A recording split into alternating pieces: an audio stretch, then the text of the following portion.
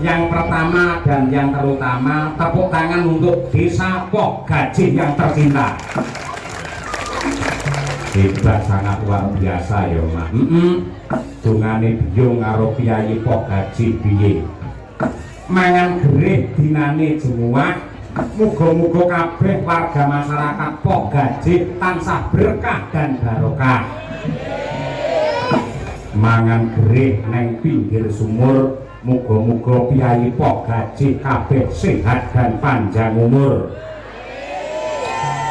Trek tronton momot cengkeh, muga-muga kabeh penonton rezekine akeh. Trek tronton mlaku panas-panas, muga-muga kabeh penonton utange lunas. Kue bolu jerone ireng, sinden 8 meteng bareng. Yojo, yang nanti makan bareng Pak Gito sing bingung ini. Iki wis ngedun-ngedun kok lho. Iki awake jos wis muga-muga Pak Lurah amanah lan barokah. Amin. Ugi mboten katalumpen ngaturaken panuwun dhumateng segenap panitia ingkang dipun pandhegani kaliyan Pak Gatot Sudarmono. Ya, Pak Gatot Sudarmono. Ugi mboten katalumpen ngaturaken panuwun dhumateng Pak Woji. Pak Woji. Ing ngasta ning dusun Sapa Nyono. Kene iki enek dusun Sapa Nyono. Apik to, Nduk? Wah, kaya dalang. Dalang Sapa Nyono sing sumare ana lalagan Dakaran Wetan, Juwono, Pati, Jawa Tengah. Kuwi makame dalang Sapa Nyono, aku kaget, aku gumun, aku seneng bareng nang Pok Gaji kene bak ana dusun sing jenenge Sapa Nyono. Ha iya. Mula mobilku kae sing anyar tak tulisi apa Sapa Ngira. Iya. Sapa Ngira balik kredit wis lunas. Ha iya. Elok. Padha karo dagelan gareng kuwi sing bakal dadi bintang tamu. Kuwi numpak kijang mburi ya tuwisi apa? Sapa percaya?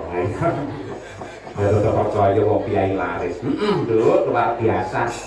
Para warga masyarakat ing Pok Gaji intine ya kene nggak tekad, nggak kiblat, nunggal pendapat golong geleng-giling ing dadi ciptane dasare diayomi karo Bapak Kepala Desa ngene anakake tasakuran sing hebate kaya mengkini. Nggih. Luar biasa ya, Mas. Sing jenenge seni tradisi ya, Lho. Seni tradisi.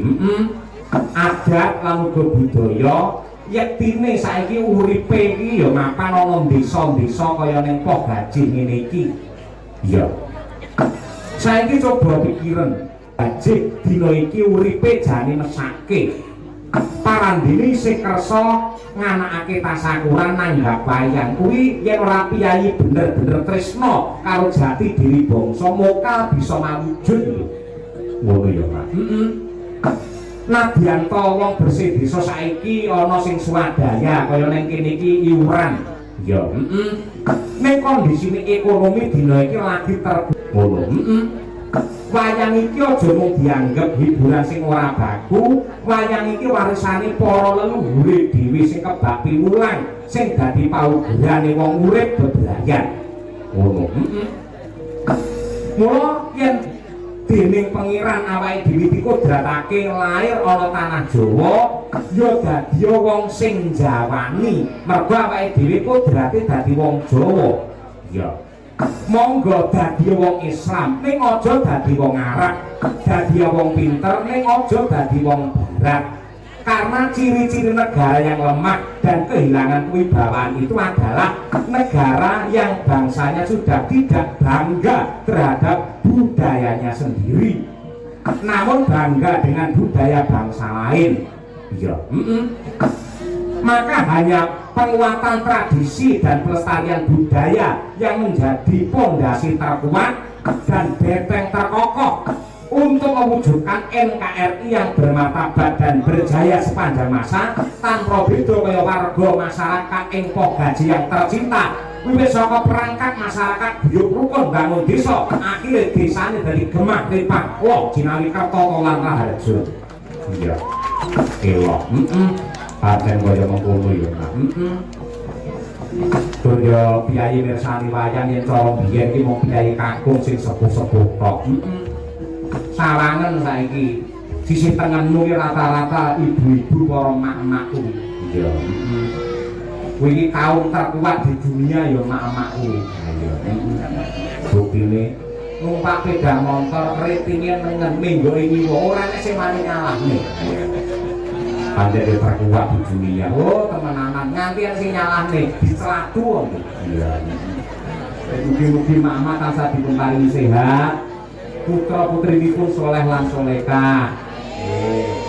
Mugi-mugi anggenipun ngagem kudung sing dikudungi ora mung mustakane tok, ning sing dikudungi nganti tekan atine. Allahumma.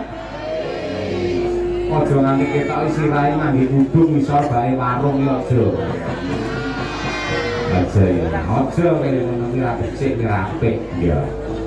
Dungane kanggo warga masyarakat Pok Gaji muga-muga sembrodo kang jinangka rahayu kang tinemu basuki kang KSD anane Murah Wilujeng wis saka Pak Lurah perangkat masyarakat pinaringan sehat lahir batin, pinaringan murah rezeki, pinaringan tentrem lahir batin, satemah bisa mbangun desa kanthi sak api-api anane mung bejo donya, bejo nganti akhirate. Allahumma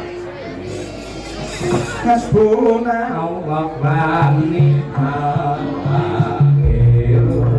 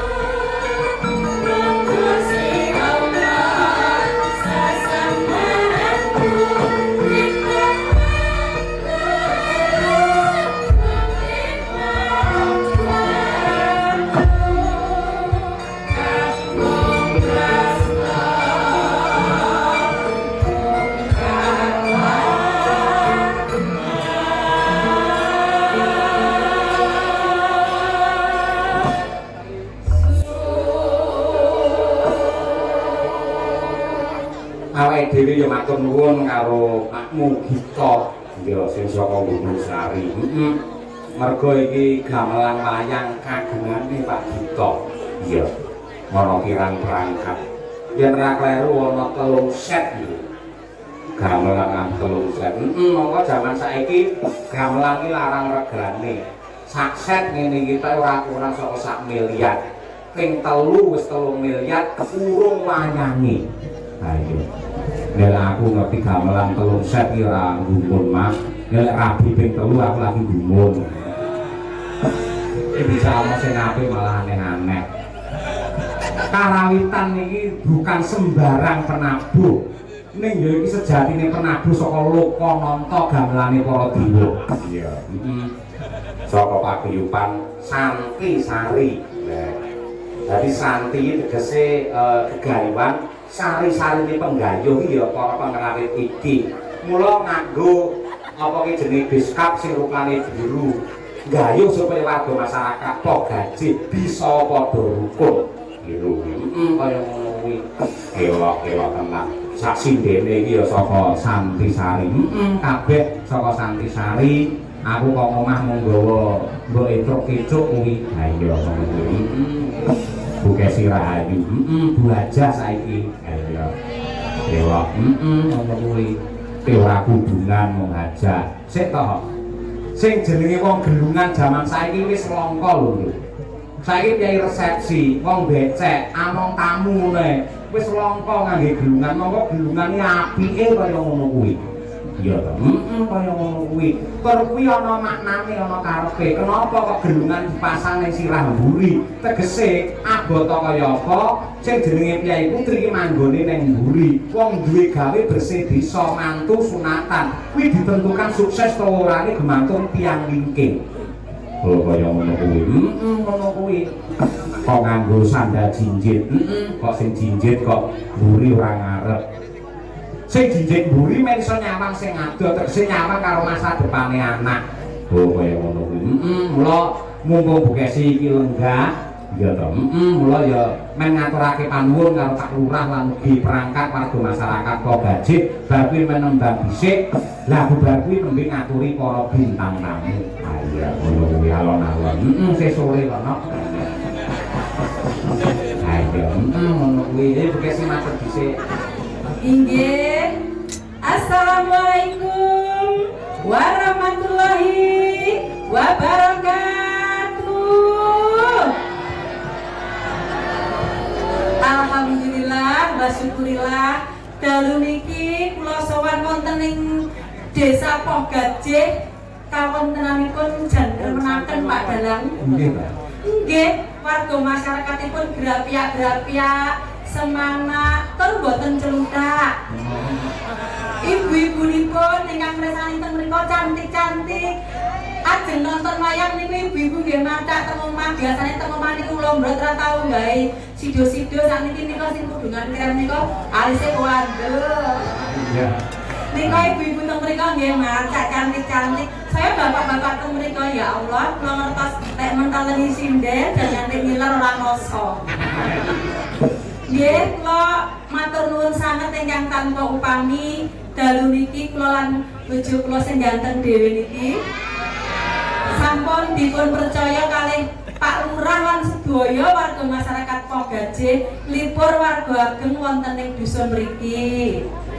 Mugi-mugi sasampunipun ngawontenaken upacara adat bersih desa, warga masyarakat mriki tansah pinaringan murah rezekinipun. Amin. Ayam tentrem keluarganipun. Amin. Gampang anggenipun pados sandang pangan. Para pedagang ingkang bakul wonten ing mriku mugi-mugi tanggaan daganganipun laris. Amin. Para petani mugi-mugi panenipun tambah kathah. Para pegawai negeri mugi-mugi tambah belanjanipun. Amin. Para tambal ban mugi-mugi kathah ban bledos. Sing dari dhewe gak penak belas saya. Bulan iki tanggungan kan yo. Ning aku gumun Bukesi, bareng sampeyan iki mulih ke tanah suci masyaallah. Len donga iso luwes pantes kaya ngono kuwi. Ayo. Wajah kok. Ayo.